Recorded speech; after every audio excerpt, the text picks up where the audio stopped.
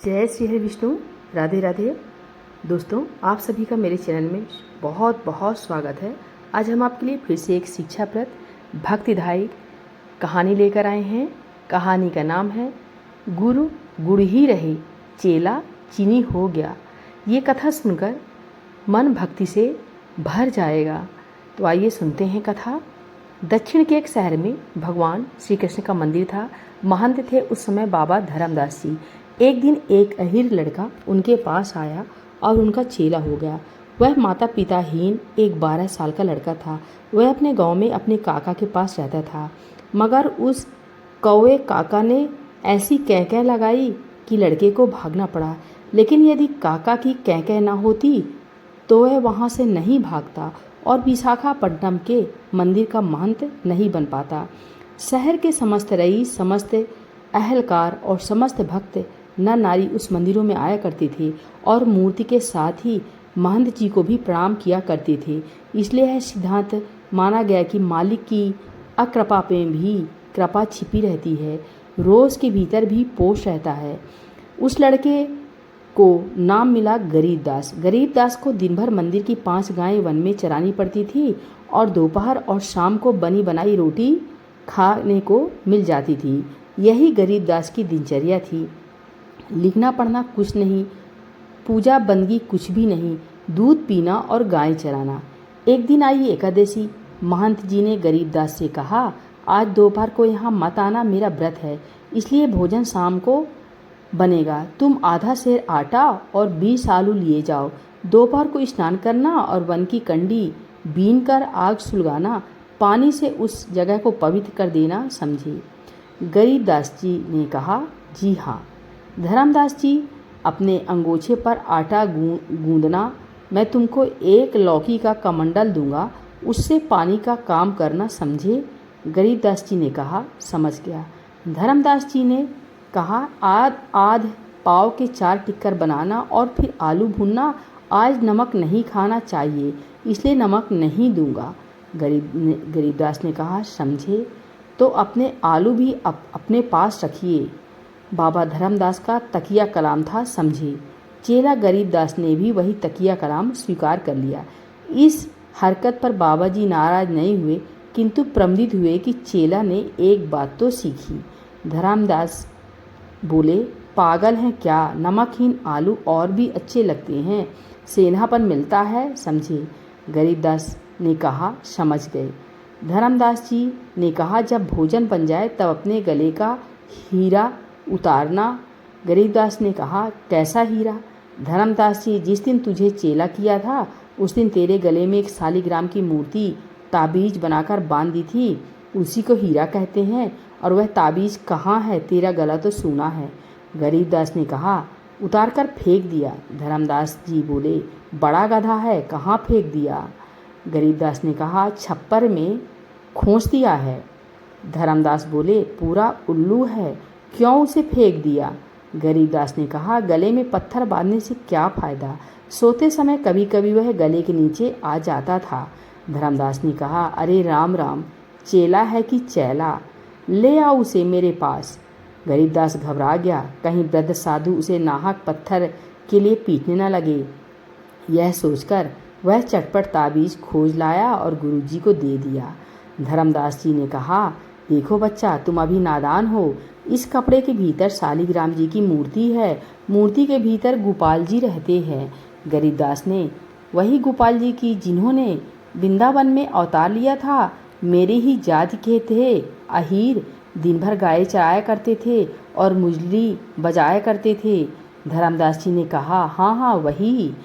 जब भोजन बना लो तब इस ताबीज को गले से उतार कर आगे रख देना और कहना कि गोपाल जी भोग लगाओ, फिर तुम भोजन करना, समझ गए ना। गरीबदास जी ने कहा, समझ गए। धर्मदास जी बोले, अच्छा तो आ, हीरा बांध दे। गरीब ने अहम समझे। धर्मदास जी, कोई हर्ज नहीं है। गरीबदास जी, हाँ समझ गए। धर्मदास जी ने कहा, हट नहीं करना चाहिए।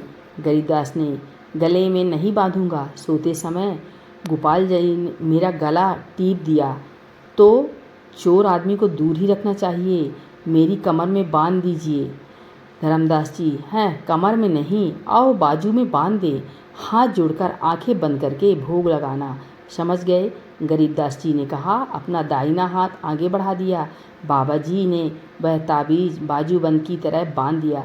इसके बाद आधा सेर आटा और 20 आलू दिए। आधा पाव गुड़ इसलिए दिया कि बाबा जी उसकी बातों पर खुश हो गए थे। इसके अलावा उसने उनको तकिया कलाम कंठ कर लिया। फिर एक तुम्बा देकर कहा, जाओ बच्चा, हर एक एकादशी को ऐसा ही करना पड़ेगा। गाय लेकर गरीबदास ने नदी का रास्ता पकड़ लिया। जब दोपहरी हुई तब गुरुजी के बताए विधान के अनुसार गरीबदास ने 4 टिक्कर बनाए, आलू भूनकर भुर्ता बनाया और चारों पर थोड़ा थोड़ा रख दिया। ढाक के पत्तों से एक पत्तल भी बना ली थी, उसी पर चारों टिक्कर रख दिए और मूर्ति भी रख दी थी।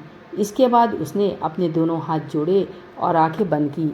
फिर कहा, गोपाल जी भोग लगाओ। आंखें खोलकर गरीबदास ने देखा कि चारों रोटियां ज्यों की त्यों रखी हैं, एक भी कम नहीं है। यानी गोपाल जी ने भोग नहीं लगाया। यह सोच रहा था कि कम से कम एक रोटी तो गोपाल जी खा लेते। फिर उसने नेत्र बंद किए, फिर वही प्रार्थना की, मगर टिकरों में कमी नहीं हुई। गरीबदास ने प्रतिज्ञा की कि जब तक गोपाल जी भोग नहीं लगाएंगे तब तक वह भोजन नहीं करेगा। गुरु जी की आज्ञा भी ऐसी थी। ऐसा मुमकिन नहीं कि भोग लग जाए और भोजन में कोई कमी ना आए। दोपहर के 11 बज गए। गरीबदास की यह हरकत शाम के 4 बजे तक जारी रही। गोपाल जी ने देखा कि एक गरीबदास वज्र मूर्ख है। गोपाल जी प्रकट हो गए। वे या तो वज्र पंडित के सामने प्रकट होते हैं या वज्र मूर्ख के। बीच वाले यूं ही मुंह उठाए बैठे रहते हैं। अब की बार गरीबदास ने नेत्र खोले तो देखता क्या है कि एक 12 साल का लड़का बैठा हुआ एक टिक्कर खा रहा है। गरीबदास ने कहा, गोपाल जी तुम बड़े शुहर हो, जी चाहता है कि चिपट जाऊं, मगर हो कठोर बहुत, समझे। मार डाला मुझे भूख से, तब प्रकट हुए। पहले ही बुलावे में आ जाती तो क्या बात घट जाती। मुस्कुराकर गोपाल जी ने कहा, अब पहले ही बुलावे में आ जाया करूँगा। चटपट एक टिक्कर ख़त्म करके गोपाल जी खड़े हो गए और बोले, तुम्हें भूखे तो नहीं रह जाओगे? गरीबदास ने कहा, नहीं, एक टिक्कर ज़्यादा था, समझ गए गोपाल जी, लेकिन अब की बार मेरे साथ राधा जी भी आएंगी, तुम्हारे लिए 2 ही टिक्कर बचेंगे। गोपाल जी अंतर्ध्यान हो गए। गरीबदास ने भोजन किया और अपना काम करने लगा।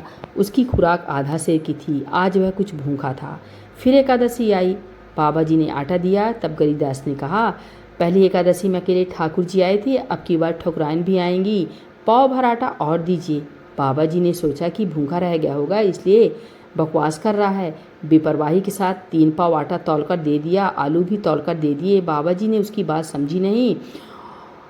दोपहर को फिर वही लीला हुई। 6 टिक्कर थे, सब पर नमकहीन आलू का भुर्ता रखा था। जो ही ठाकुर जी को बुलाया गया तो ही ठकुरानी सहित आप आ गए। 2 टिक्कर भोग में ही चले गए। गोपाल दास जी भूखे तो नहीं रह जाओगे? गरीबदास, गोपाल जी ने कहा, भूखे तो नहीं रहोगे गोपाल दास? गरीबदास ने कहा, उस दिन तो 3 ही टिक्कर बचे थे और आज 4 बचे हैं, भूखा नहीं रहूँगा।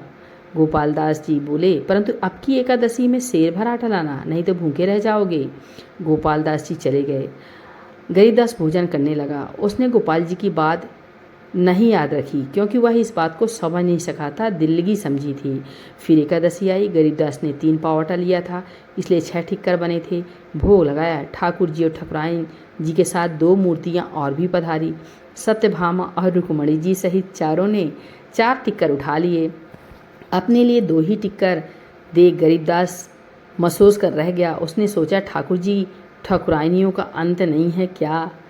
जब सब लोग खा पी चुके तब हंसकर गोपाल दास जी ने कहा, कहो गरीबदास, मैंने कहा नहीं था कि आटा सेर भर लाना। खैर अब की एकादशी पर 1.5 सेर आटा लाना, समझ गए? गरीबदास जी सो क्यों समझे? गोपाल दास जी ने कहा, मेरे 2 सखा और भी आएंगे, मनसुखा और श्रीदामा। वे तो अभी आ रहे थे, कहते थे कि गरीबदास को देखेंगी कैसे भोग लगाता है। गरीबदास ने कहा, उनको लाने की जरूरत नहीं, मैं ठाकुर जी को भोग लगाता हूँ, या ठाकुर जी के खानदान भर को नहीं, समझे? गोपाल दास जी ने कहा। गोपाल भगवान ने कहा, समझो चाहे ना समझो, अब की बार आटा ज़्यादा लाना, समझ गए? इस लीला द्वारा भगवान महंत